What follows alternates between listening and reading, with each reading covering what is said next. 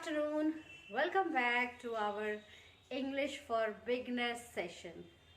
And आज हम सीखेंगे बहुत बेसिक वर्ड्स इंग्लिश के और उन वर्ड्स को हम सेंटेंस में कैसे यूज़ कर सकते हैं. सो आप अपना नोटबुक और पेन रेडी रखें और जहाँ वैसे तो सारी चीज़ें आप नोट करते चले जाएं क्योंकि आज का लेसन आपको रिवाइज करना है और बहुत सारे सेंटेंसेस भी बनाने हैं और साथ साथ जो पॉइंट्स मैं बोलूँगी नोट कर लेने के लिए वो आप नोट कर लीजिएगा. सो चलें स्टार्ट करते हैं.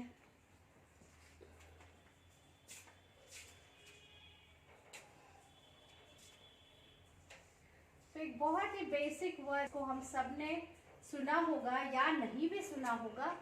दिस का मतलब क्या है? दिस का मतलब है ये. नॉर्मली हम दिस का इस्तेमाल करते हैं बेजान के लिए. दैट का मतलब है वो. दीज का मतलब है ये सब.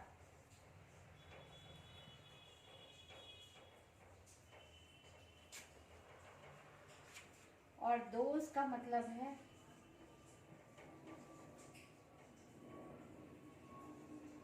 वो सब. हमारे बहुत सारे ऐसे सब्सक्राइबर हैं जो उर्दू बोलने या जानने वाले हैं, तो मैं थोड़ी कोशिश करूंगी कि मैं जैसे मैं हिंदी में लिख रही हूँ वैसे मैं उर्दू में भी लिख दूँ ताकि उन बच्चों को भी उन लोगों को भी आसानी से समझ में आ जाए. मेरी उर्दू के लिए मुझे माफ कीजिएगा.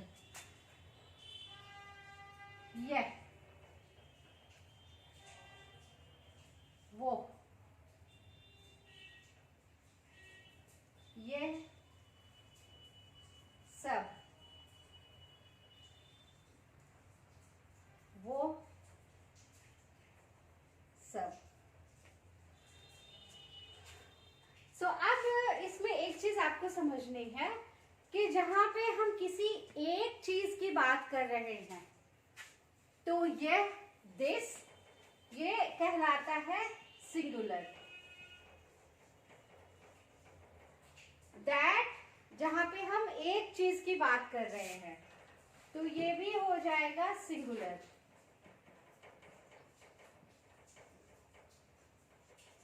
और एक से ज्यादा की अगर हम बात कर रहे हैं तो ये हो जाएगा प्लूरल. यहां पे हम लिखेंगे दीज. और एक दोज का मतलब भी वो सब, तो ये भी है प्लूरल. अब दिस का प्लूरल फॉर्म होता है दीज. ये आप बिल्कुल नोट कर लीजिए. और दैट का प्लूरल फॉर्म होता है those. Okay, did you note it down? So जब आपने नोट कर लिया अब हम इसका सेंटेंस में इस्तेमाल करेंगे. चलिए इसको हम सेंटेंस में इस्तेमाल कर लेते हैं. ये आप एक बार वीडियो पॉज करके नोट कर लीजिए.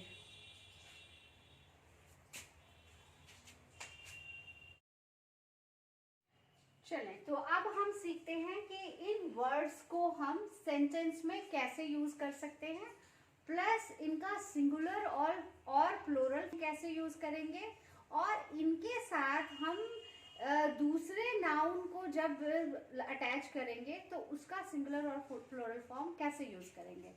सो सबसे पहले दिस. सो एक सिंपल सा सेंटेंस है. This is a book. हम एक किताब की बात कर रहे हैं, हम दिस लगाएंगे. हम एक बुक की बात करेंगे, हम दीज लगाएंगे. दीज और यहाँ पे इज की जगह हम आर लगाएंगे. These are books. और जैसे ही हमने यहाँ बुक्स लिखा आपने देखा ये जो ए था ये ए यहाँ से हट गया. This is a book. These are books. और हमेशा फुल स्टॉप. जब भी सेंटेंस एंड करेंगे हम फुल स्टॉप लगाएंगे. Now that is a pen. Full stop. अब जब हम दोज का इस्तेमाल करेंगे, those are pens. Full stop. So ये है सिंगुलर फॉर्म,